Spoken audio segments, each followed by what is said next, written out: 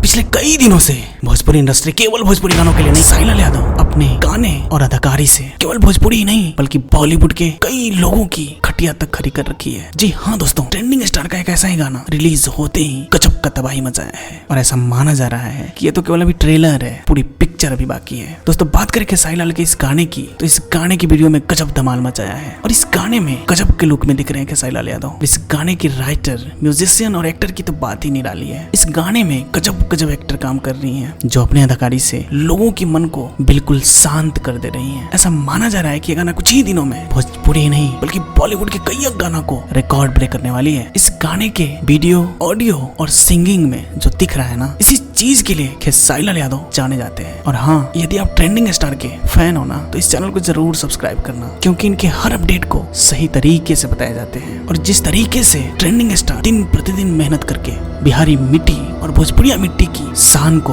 बढ़ा रहे हैं ना, ठीक उसी तरीके से मैं भी मेहनत कर रहा हूँ ताकि इस चैनल का ग्रोथ हो सके। और यदि आपको ये वीडियो अच्छा लगा तो प्लीज सब्सक्राइब कर देना, लाइक और शेयर भी कर देना। और यदि कुछ ना कर पाओ ना तो बिहारी मिट्टी को हमेशा इज्जत करना। इसी के साथ जय बिहार, जय बिहार।